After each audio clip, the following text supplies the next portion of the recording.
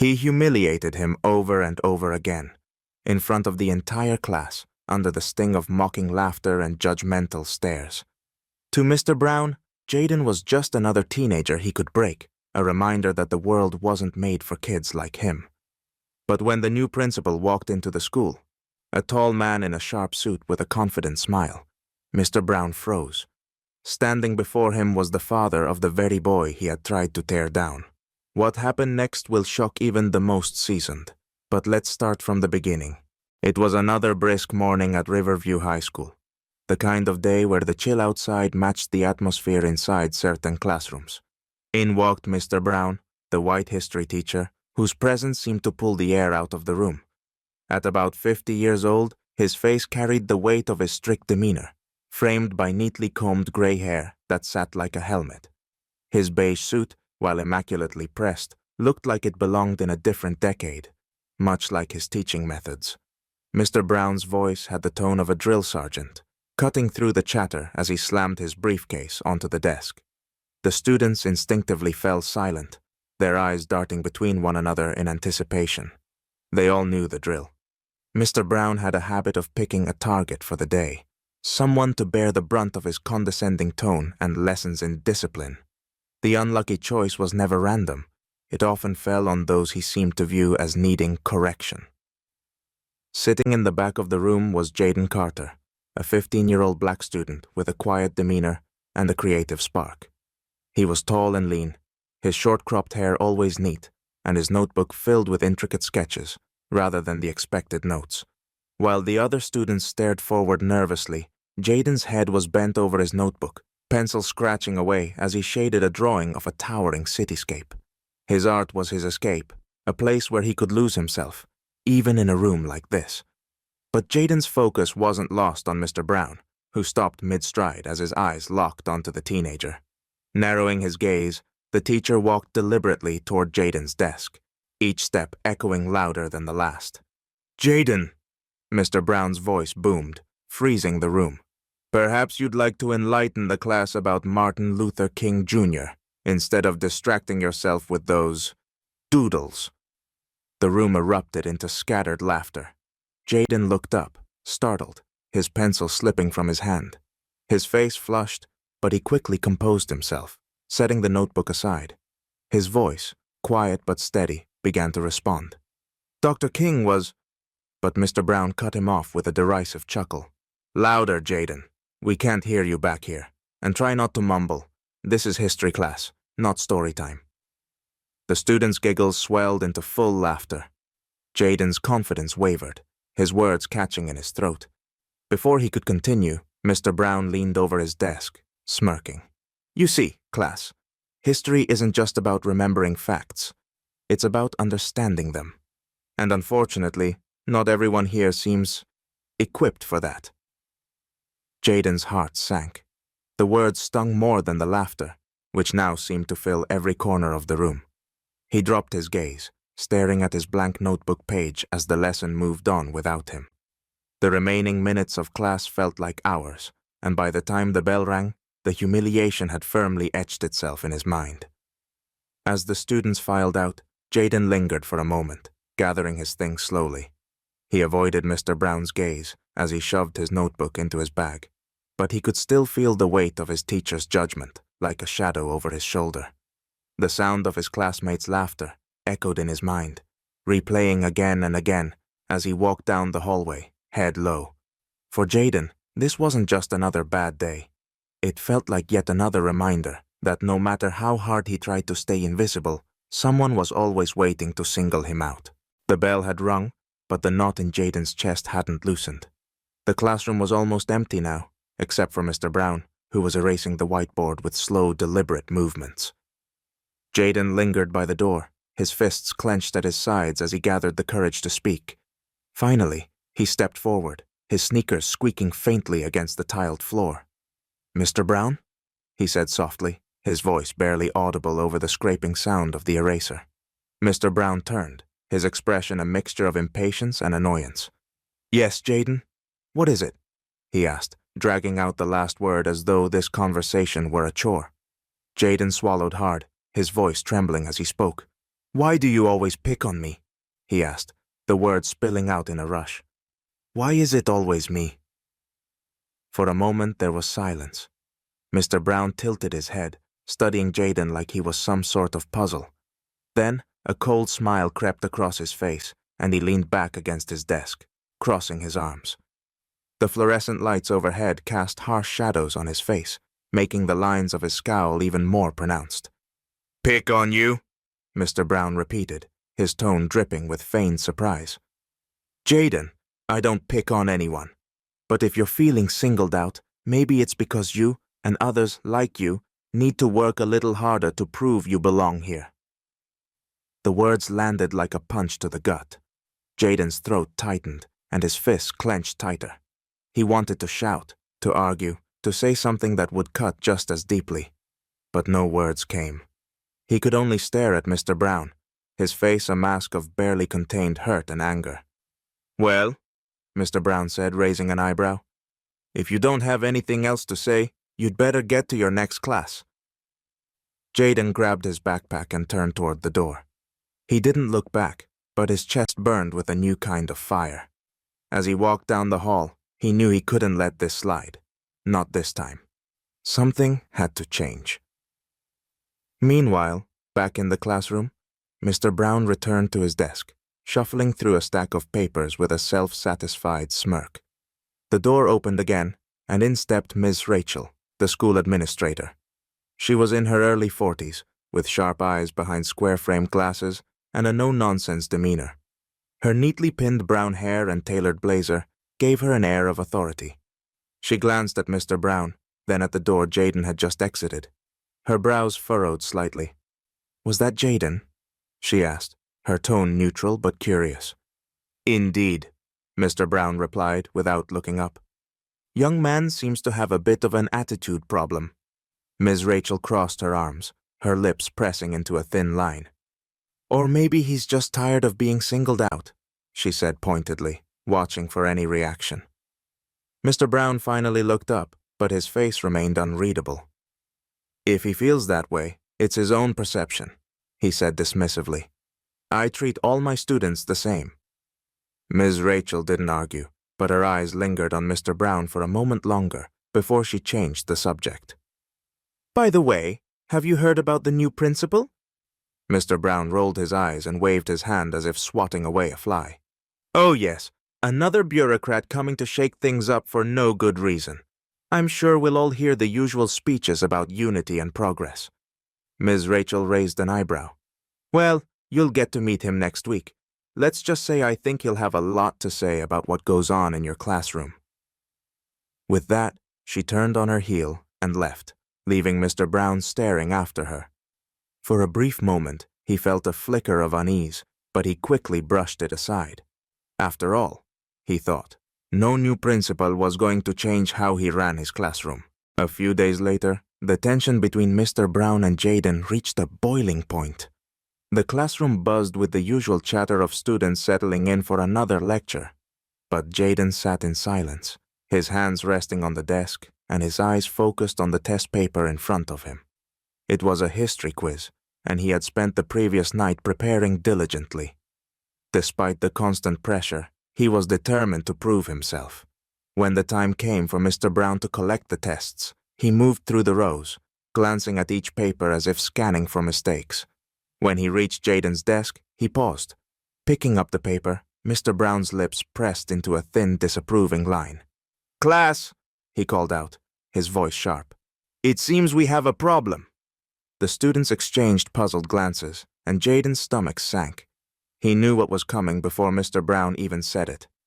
"Jayden," Mr. Brown continued, holding up the paper, "your answers are suspiciously accurate. Too perfect, in fact. Care to explain how you managed to achieve such a dramatic improvement?" Jayden's eyes widened, his heart pounding. "I studied," he said firmly, his voice steady despite the heat rising to his face. Mr. Brown scoffed. "Studied, huh? That's an interesting story. Why don't you prove it to us?" He walked to the board, grabbing a marker. "Come up here and write out your answers again. Let's see if you can duplicate your success without your extra help." The room fell silent. All eyes were on Jayden as he slowly rose from his seat. His movements were deliberate, his legs heavy as though carrying the weight of every humiliation he had endured in this room. Yet his gaze was steady, his jaw clenched with determination. He approached the board, picked up the marker, and began to write. His hand moved confidently, each letter and number forming with precision. The room remained silent except for the faint squeak of the marker against the board. When he was done, Jayden turned to face the class. The answers were identical to those on his test paper. A murmur rippled through the room. Mr. Brown's expression soured, his lips twisting into a frown. He glanced at the board, then back at Jayden. "Lucky guess," he muttered under his breath, though loud enough for the class to hear. He gestured for Jayden to return to his seat, his tone clipped. "Sit down. Don't expect me to be impressed by a fluke." Jayden walked back to his desk, his head held high despite the lingering tension. The students whispered among themselves, some clearly impressed by his composure, while others snickered at Mr. Brown's obvious discomfort. When the class ended, Mr. Brown called Jayden over to his desk. The classroom was nearly empty now, save for a few stragglers gathering their belongings. "Jayden," Mr. Brown said, his voice low but cutting, "don't get too full of yourself. Success on a test doesn't mean much in the real world. People like you, well, let's just say the road ahead isn't exactly paved with gold." Jayden stood there for a moment, his hands gripping the straps of his backpack. He wanted to speak, to say something, anything, that would break through the wall of disdain in Mr. Brown's words. But instead, he turned and walked out, his steps heavy but deliberate. When he arrived home that evening, the weight of the day finally pressed down on him. He dropped his backpack by the door and collapsed onto the couch, his head in his hands. His mother, a woman in her early 40s with a strong yet gentle presence, noticed immediately. Her curly hair framed her face, and her eyes, always warm, were now filled with concern. "Jayden," she said softly, sitting beside him. "What happened?" He hesitated, but the words came tumbling out. Every insult, every humiliation, every ounce of frustration he had held back. By the time he finished, his voice was shaky, and his eyes glistened with unshed tears. His mother placed a hand on his shoulder, her grip firm but comforting. "Listen to me," she said, her voice steady. "No one gets to treat you like that and get away with it. Not him. Not anyone. We're going to do something about this." She stood and walked to the kitchen counter, where her phone sat charging. Jayden watched as she picked it up and dialed a number. Her expression was calm but resolute, her voice confident as she said, "Hello, this is Mrs. Carter. I need to speak with the new principal about an urgent matter." Jayden stared at her, a flicker of hope igniting in his chest. For the first time in days, he felt like he wasn't alone in this fight. Monday morning dawned crisp and clear, but inside Riverview High School, the air buzzed with a different kind of energy. The entire faculty and student body gathered in the auditorium for the official introduction of the new principal. Teachers sat in neat rows on one side, their chatter subdued, while students filled the rest of the room, their voices creating a low hum of curiosity and speculation. Mr. Brown, however, stood apart from the group. He leaned casually against the window at the back of the auditorium, one hand tucked into his pocket, while the other glanced at his wristwatch. His expression was a mixture of impatience and disdain. To him, this ceremony was a waste of time, a disruption to his carefully maintained routine. Another bureaucrat with grand speeches and no real understanding of how things work, he muttered under his breath, ignoring the murmured excitement around him. The lights dimmed slightly as the vice principal stepped onto the stage, tapping the microphone to silence the crowd. "Good morning, everyone," she began, her voice bright with anticipation. "It is my pleasure to introduce the new leader of Riverview High, a man with a wealth of experience and a deep commitment to education. Please join me in welcoming Principal Carter." Polite applause filled the room, though it was mixed with genuine enthusiasm from some of the students. Mr. Brown barely glanced up, his focus still on the second hand of his watch, but the sound of approaching footsteps on the stage drew his attention at last. As the new principal emerged from the wings, Mr. Brown's body stiffened. The man who walked onto the stage was tall, broad-shouldered, and carried himself with an air of quiet authority. He wore an impeccably tailored charcoal gray suit that exuded professionalism, paired with a crisp white shirt and a subtle navy tie. His skin was a deep, warm brown, and his confident stride commanded attention. A kind smile spread across his face as he scanned the room, nodding at the students and teachers alike. Mr. Brown's face froze, his expression unreadable. But inside, his mind raced. It couldn't be. Yet as the principal stepped to the podium and began speaking, there was no denying it. This was Jayden's father. "Good morning, everyone," Principal Carter began, his voice resonant and clear. He paused to let the applause die down, his warm gaze sweeping across the sea of faces before him. "It's an honor to stand here today as the new principal of Riverview High. This school has a proud history and a vibrant community, and I'm here to ensure that every student, every teacher, and every staff member feels valued and respected." The room quieted, the weight of his words settling over the audience. He continued, "Education is more than just facts and figures. It's about fostering an environment where everyone, regardless of their background, has the opportunity to succeed. Prejudice, discrimination, and bias have no place in this school or in any classroom." At these words, Mr. Brown's stomach churned. His arms crossed tightly over his chest as he shifted his weight from one foot to the other. For the first time in years, he felt something unfamiliar creeping in, a faint tremor of fear. His eyes darted toward the students, some of whom exchanged curious glances, clearly intrigued by the principal's message. Principal Carter smiled, a genuine expression that softened the strength in his voice. "Together, we'll work to create a space where every student feels safe and supported, where every teacher feels empowered to inspire, and where respect is not just expected, but earned." The students broke into applause, some even cheering lightly, their excitement contagious. Even the teachers joined in, though their reactions ranged from polite to enthusiastic. Mr. Brown, however, remained motionless, his hands clenched behind his back as though trying to keep himself grounded. When the applause subsided, Principal Carter gestured toward the students. "I look forward to meeting each of you in the days to come," he said warmly. "My door is always open, and I mean that. If there's something on your mind, don't hesitate to come and see me." The ceremony wrapped up with a few logistical announcements, but Mr. Brown barely heard them.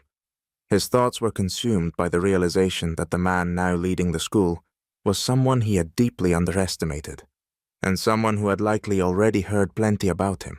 As the crowd began to disperse, Mr. Brown remained by the window, his usually confident posture now tense. The memory of his dismissive comments to Jayden flickered in his mind, followed by the principal's pointed words about respect and equality. For the first time in a long time, he felt a sense of unease that he couldn't easily brush aside. Principal Carter, still on the stage, caught Mr. Brown's gaze across the room. For a brief moment their eyes met. The principal's expression was calm, almost unreadable, but there was a glint of something unmistakable in his eyes, recognition. Mr. Brown quickly looked away, his jaw tightening. For the first time in his career, he felt like the ground beneath him might not be as stable as he once believed. The echoes of the new principal's speech still lingered in the air as the school day moved forward. Mr. Brown, however, couldn't shake the tension that had settled in his chest. He had barely spoken to anyone since the assembly, and his usual authoritative demeanor felt like a fragile mask. By the end of the day, he decided to call Jayden to his classroom, under the guise of addressing a minor academic issue. In truth, he was desperate to regain control of the situation. Jayden entered the room hesitantly, his face calm but cautious. He stood near the doorway, his backpack slung over one shoulder, clearly unsure why he'd been summoned. "Come in, Jayden," Mr. Brown said, his voice unusually soft. He gestured to a chair in front of his desk. "Sit down. Let's have a little chat." Jayden took a seat but remained silent, his expression unreadable. Mr. Brown leaned forward, folding his hands on the desk as he began to speak. "Look," he started, attempting a conciliatory tone. "I know things have been a bit strained between us, I may have come down hard on you, but it was only because I believe in pushing my students to be their best. Sometimes that means being a little tough." Jayden's brow furrowed slightly, but he didn't respond. Mr. Brown continued, his words growing more strained. "Of course, if I've made you feel uncomfortable, that wasn't my intention. We can move past this, can't we? No need to involve anyone else in matters that we can resolve ourselves." Before Jayden could reply, the door to the classroom opened. Principal Carter stepped inside, his imposing figure filling the room with an air of authority. His dark suit was immaculate, and his calm expression contrasted sharply with the tension radiating from Mr. Brown. Jayden's eyes widened as his father entered, followed by the faintest flicker of a smile. "Good afternoon, Mr. Brown," Principal Carter said smoothly, closing the door behind him. He glanced at Jayden and gave him a reassuring nod. "I thought it would be best if I joined this conversation." Mr. Brown's confidence faltered. He rose from his chair, his usual composure slipping as he stammered. Principal Carter, I thought it might be good to address some misunderstandings." Principal Carter's expression remained neutral, but his tone carried unmistakable weight. "Misunderstandings? From what I've been told, it's more than that." He stepped closer to the desk, his gaze steady. "Jayden, would you mind stepping outside for a moment? I need to have a word with Mr. Brown." Jayden hesitated but obeyed, glancing back at his father as he left. The door clicked shut behind him, leaving the two men alone. Principal Carter's demeanor shifted, his voice now firm. "Mr. Brown," he began, "I've reviewed multiple complaints about your behavior, not just from Jayden but from other students as well. It's clear that there's a pattern here, a pattern that has no place in this school."